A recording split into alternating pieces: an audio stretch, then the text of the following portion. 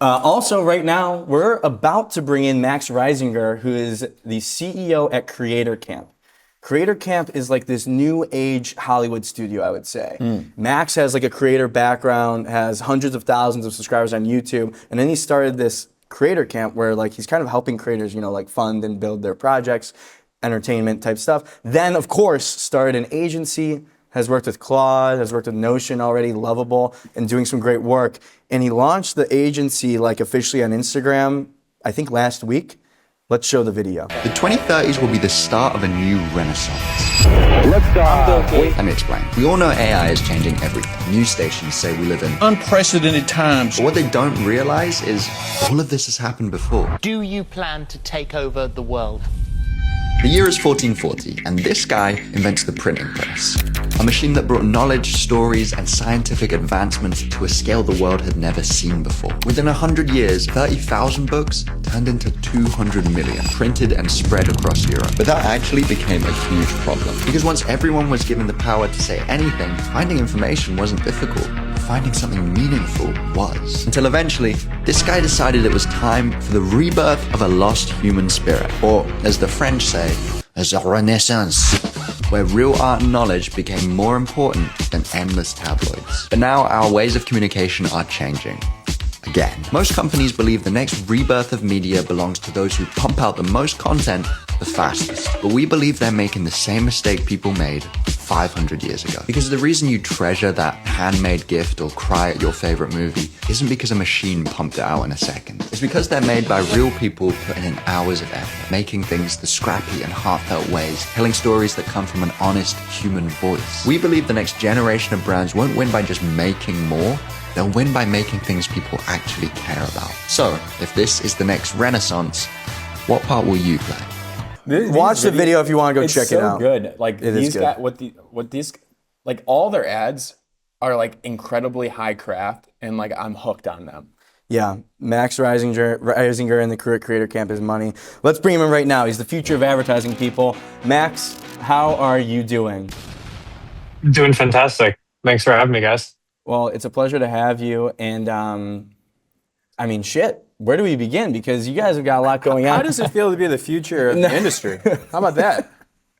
It's exciting. It's exciting. We're having fun. Can you give people a little bit of background on yourself for those that maybe don't know you or Creator Camp?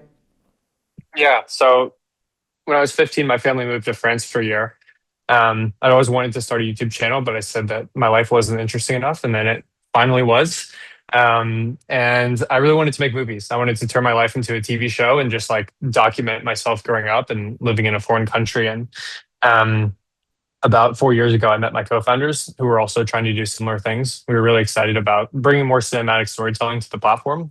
And we started this movement called the YouTube New Wave, which then turned into Creator Camp. And really, we've been focused on bringing together like some of the most talented directors, storytellers of our generation. And that's what we want to be the home for.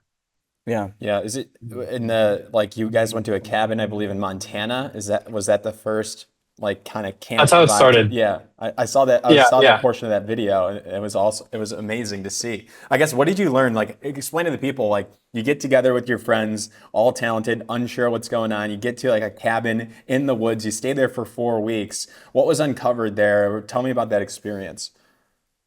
Yeah, like I think any career on the internet nowadays is like bizarre. It's weird. It's uncharted territory. And for us, we were like, it felt like we were going against the grain, right? Like we weren't trying to maybe optimize our videos in a way that Mr. Beast would focus on. And so it felt like we're really swimming upstream. And so I think it was exciting just to meet other people who wanted to do something different on the internet. And we're all just like, we don't know what we're doing, but it feels better to be doing it with other people. And let's just like tinker away at this problem. So it felt relieving, I think, and exciting and motivating. May I just ask a follow-up here? Can you explain to the people, like, a Mr. Beast style video? I'm assuming it was like optimized for like attention and like max engagement. Is that a fair assumption? If you want to clarify that, and then what is your group of creators like? That what was that initial thesis about? Like, you want to create something different, but can you describe what different is? Sure. Yeah, I'd say like a Mr. Beast video, maybe you can think about like them putting a timer in the first 5 seconds or doing an explosion. Like they're really trying to get your attention. I think for us, we wanted to emulate. We felt a little different just in like tone and feel. Like no shade to what they're doing at all. I think it's smart. It's clearly worked. But I think for us, we were like, what would a TV show look like if it was on YouTube? Something that felt more premium, that felt more scripted, where you are maybe leaving a few moments to really like make people feel something instead of cutting that for retention. Like, how do you really motivate the story itself? And not just like cut everything down and sort of play the YouTube game per se. I think we wanted to challenge audiences as opposed to like make it as easy to stay to the end of the video. So like more filmmaking, I suppose, trying to like really bring that onto YouTube. So you have success with that, and then of course, I understand the evolution to like now you can do this for brands. So can we talk about Camp Studios and kind of what you're doing there?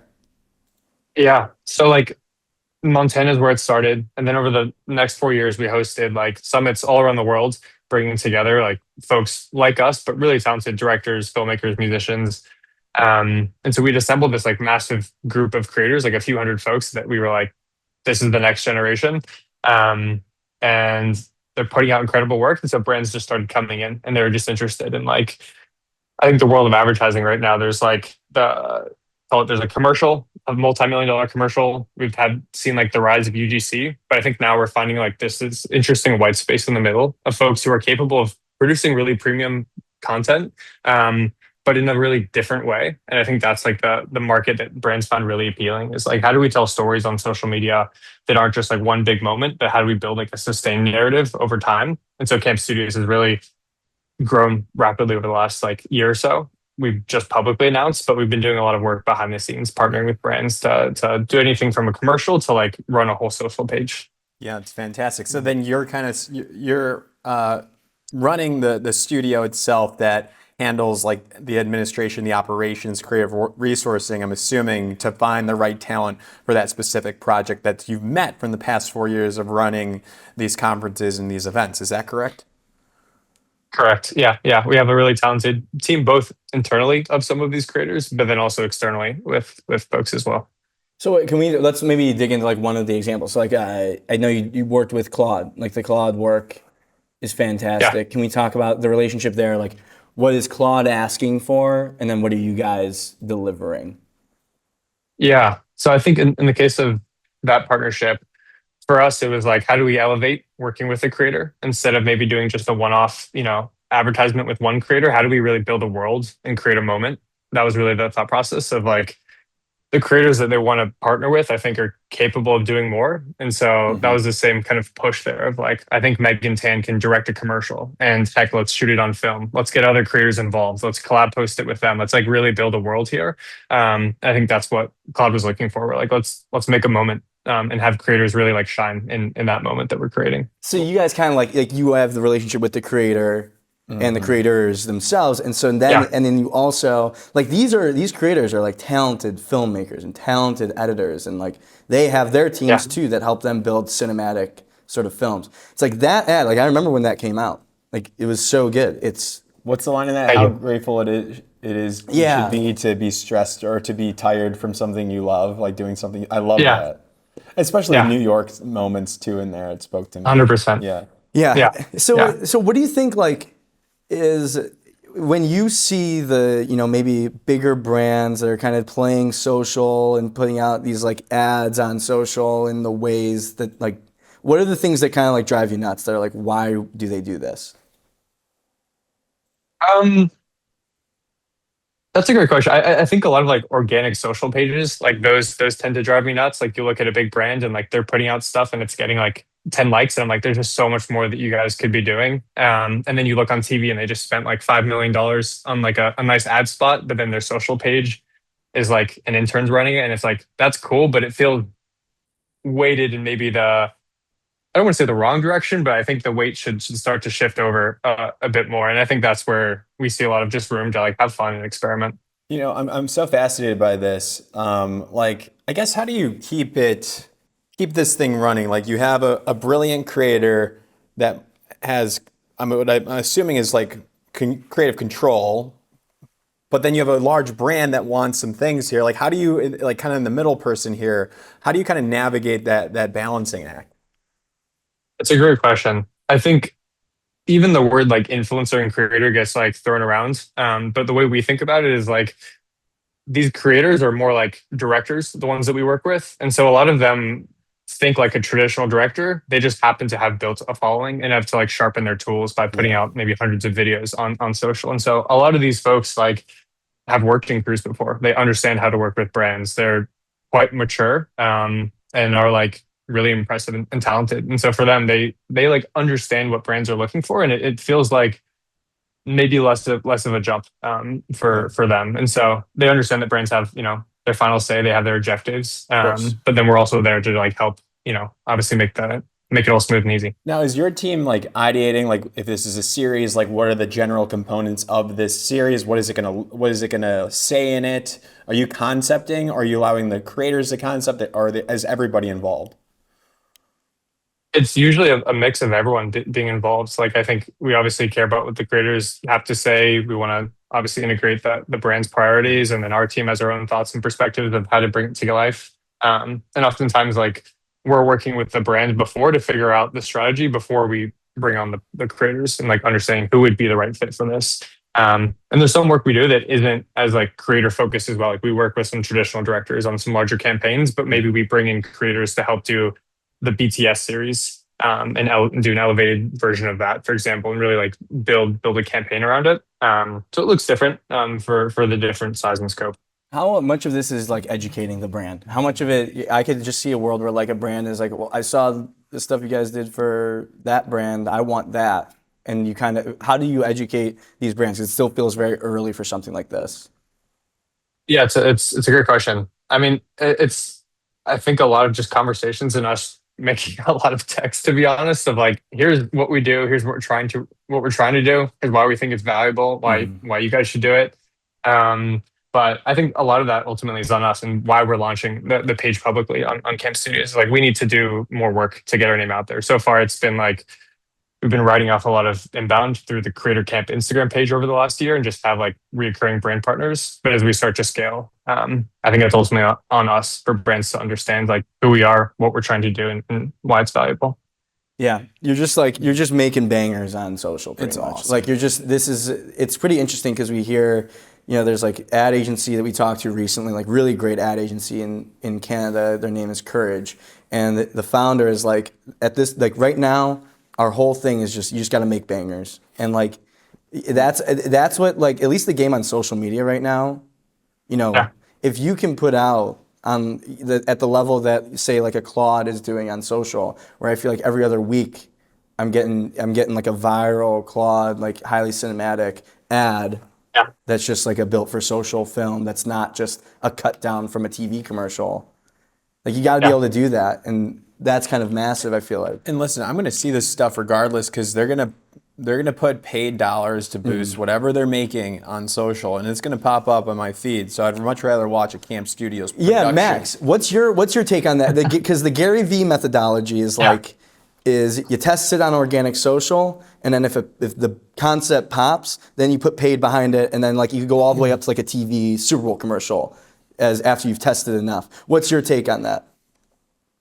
I think it's spot on. Like I think if it's working and it's engaging, like some of our brand partners and even startups that we work with, like we run their organic page, the things that are working, they'll just like boost it to the moon. And if it works, it works. So like, and I think our stuff now is even going on like CTV, for example. And like some of it we're not just making for vertical content. It's also, we're testing like 4x3 or fully horizontal. And it's actually having like media placement in other areas that we didn't expect. I was like, hey, we thought we were just running your Instagram page, but now you guys want to like run this on TV too at the same time, like before it's even gone on organic. And so that's like, that's shocked us, but like, hey, I think it's good enough to be on TV. Hey, if it's not this year, 2028, I can see Camp Studios Super Bowl commercial. There you go. Come on now. There we go. And, You heard it here Max, first. Max, if there's anything you're hiding from us right now, You have to tell us. You have to tell us, or You else. have to tell us everything. Well, I was gonna say, like, I mean, you know, how? What about the fact of What's up, Jay? I'm playing devil's advocate. If I'm a Uh-oh. brand, Oh my I'm like, oh my god, I'm about to throw all this money at Creator Camp at Camp Studios to make me this organic social video. How do I even know it's gonna work? Like, why not just put it on? I know look at the I know past enough people are work. gonna see it on TV. Why don't I just make another TV commercial? No, there's you know? more people on social media and watching Oh, TV. but the algorithm, the feed, Gino. Max, Yeah. what do you say to something like that? I was gonna step in for you, Max. Sorry. I'm getting pissed off at Jay. I got it. You got this. I got it. I got Take it. him out. Why Knock not him do out. both? Why not do both? You know, like if it works on the feed and it works on TV, it's a win-win. And I think also the nice thing about social is like you have an audience that comes back and you can build a brand and you can build loyalty there. And so like, for example, like we're working with this startup called Wabi. We posted a video yesterday. It now has 2.6 million views in the last 24 hours. It's popping off. It's doing great, but like they just got a bunch of new followers and there's people that are following along. And I think that like that compounds. And I think there's a lot of value to that beyond just an impression. It's like, how do you build a community for your brands? How do you get people excited and like following along? Because we're doing a lot of like episodic series work. And so I think there's like value in that to people, recurring viewers as well. What's the name of it? What's the name of the brand? Wabi, and the account name is Wabi Maxing. WABIMA, I think XXING. Of course. Yeah. Of course. Amazing. That is, I mean, to me, it makes a lot of sense. 'Cause I was gonna say, like, think about it. If you think about it, the new brands that we know of that have launched in the last decade, they've built their brand through social media. No new brand in the last decade has built it through TV or. And if you're gonna do that, Am I wrong though? Like, if you think, I'm trying to think, Liquid Death, Duolingo. I guess like you could say Claude. You could say Claude, OpenAI, maybe, but like social felt. Yeah. For me, only like I saw like the Kalshi ad like 8 million times during the World Cup, and I didn't see anything on social. So they got in front of my face about 1 million times. So and they also we'll give it to Kalshi. They do the Max playbook of why not both. Of like they go hard as hell on all their marketing. It's kind of wild to me. Like, is their marketing budget just like infinite? Infinite. Yeah. It's just like Minecraft creative mode, just everything more. They got the GTA 4 like hack and code. They got the glitch. Yeah, they got sure. the glitch. love it. All right, Max, appreciate it. Thanks for the time. Best of luck. Yeah, we'll talk Thank you soon. guys. Appreciate it. Cheers. That was Max.